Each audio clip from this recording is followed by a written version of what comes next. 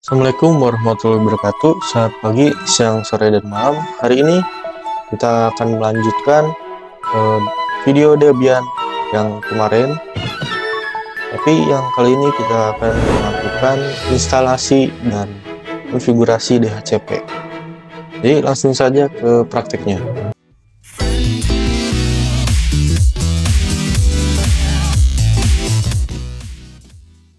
Jadi di sini di VirtualBox kita harus memerlukan dua virtual mesin, yaitu Debian server dan kliennya. Server dan kliennya. Jadi untuk settingan servernya itu kita ke network, lalu adapter 1 kita pakai host only, lalu yang adapter 2 kita nyalakan, lalu kita tambahkan internal network, lalu kasih nama internet atau apapun yang kalian mau, lalu oke. Lalu si Debian kliennya settingannya itu network, kita hanya memerlukan satu adapter saja di kliennya, yaitu internal network saja. Lalu namanya harus samakan kayak yang di server, itu yang tadi saya masukkan AirNet. Kita langsung masuk saja, kita langsung konfigurasi DHCP nya. Yang pertama-tama kita setting di server terlebih dahulu. Dulu di sini kita login seperti biasa.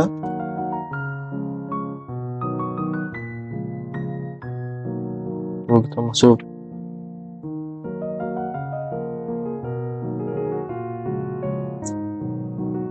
Terus kita masuk DC.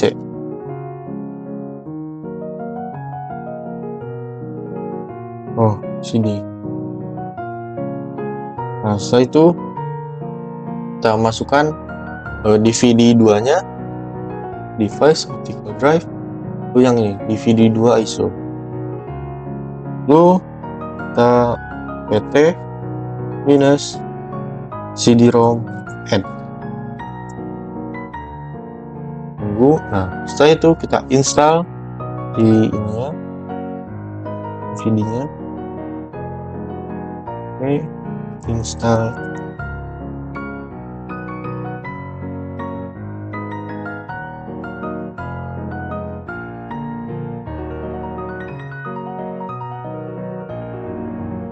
Nah, jadi untuk komen installnya itu pt install isc dhcp server min-y. Nah, enter. Tunggu sampai installingnya selesai. Nah, di sini sudah selesai. Untuk yang merah-merah ini hiraukan saja terlebih dahulu, karena itu artinya terjadi sebuah error karena kita belum men-setting DHCP-nya. Nah, itu kita cabut si DVD-nya agar kalau kita nge-reboot itu tidak ke tampilan installing lagi. Ya gedekan dulu. Oke, clear.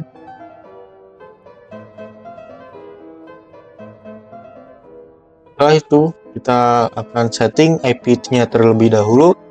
Tetapi sebelum kita tambahkan IP untuk kliennya, kita lihat dulu di sini di server ini ada dua adapter 1 dan adapter 2. Kalau adapter 1 itu namanya Enpost 3.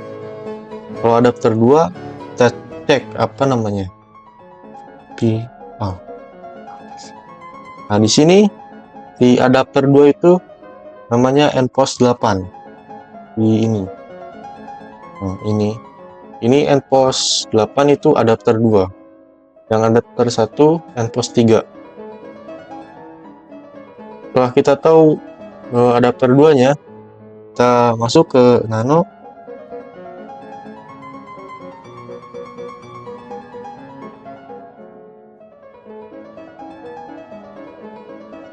Nah, kita masuk ke bagian nano slash tc slash network slash interface. Nah, nanti akan muncul tampilan seperti ini. Kalian ke bawah saja pakai tanda panah yang di keyboard. Lalu kalian tambahkan seperti yang auto endpost 3, tapi ganti endpost 3 nya menjadi endpost 8.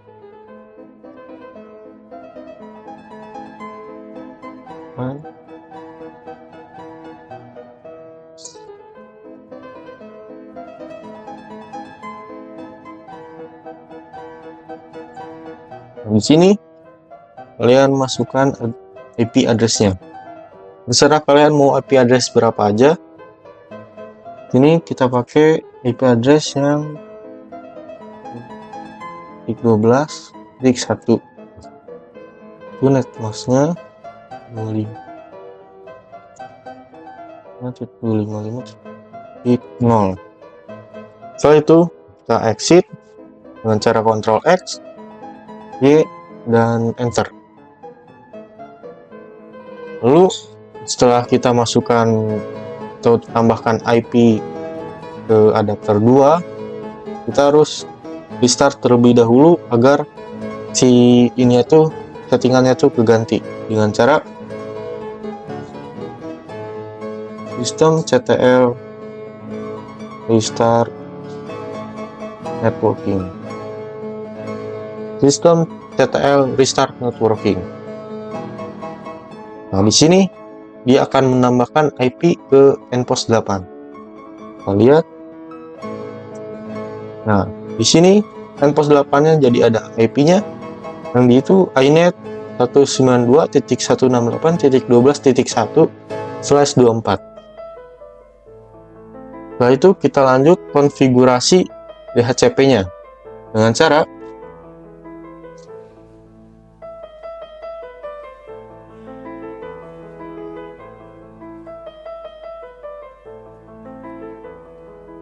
nah, ini untuk setting DHCP-nya nano slash tc slash dhcp slash dhcpd.conf. Lalu dengan bawah saja sampai yang ini, yang a slightly different configuration for internal subnet. Kalian hapus saja yang hashtagnya. Bentar, maaf. Kalian hapus yang hashtagnya semuanya. Nah, kalian hapus semuanya dari atas sampai bawah, dari yang subnet sampai bawah. Lalu yang subnet ini kalian ganti pakai IP address yang tadi sudah kita ganti, kita berikan.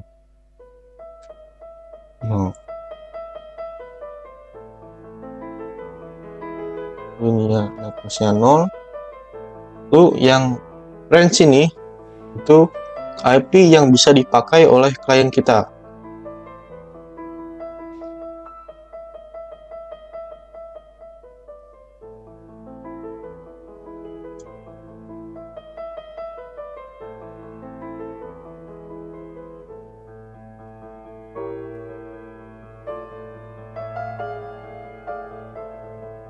Nah, jadi 192.168.12.2 sampai .254 yang bisa diakses oleh klien kita, yang bisa didapatkan oleh klien kita.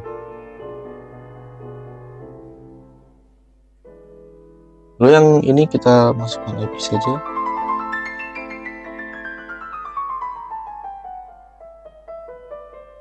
Lalu ininya kita ganti namanya net.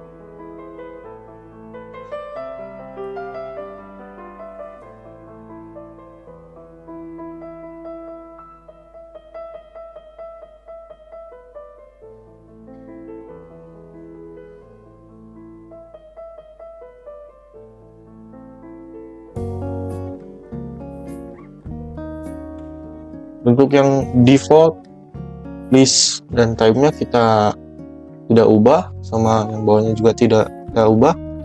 Jadi kita ubah dari subnet sampai option broadcast address. Jadi ini settingan konfigurasi DHCP-nya. Kita langsung exit, Ctrl X, Y, dan enter. Lalu kita ke nano, default ISC. Nah, kita lanjut ke nano /etc/default/isc DHCP server. Nah, di sini kita ke interface v4, kita tambahkan npos 8.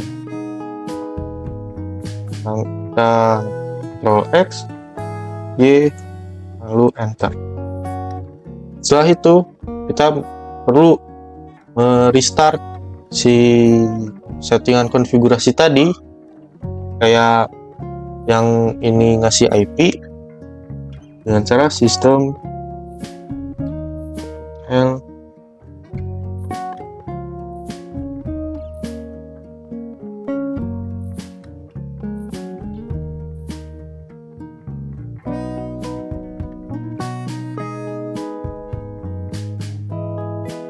Nah, cara merestartnya itu sistem ctl restart isc DHCP server. Kita tinggal tunggu. Setelah itu kita cek apakah sudah aktif atau belum. Sistem L status isc DHCP server.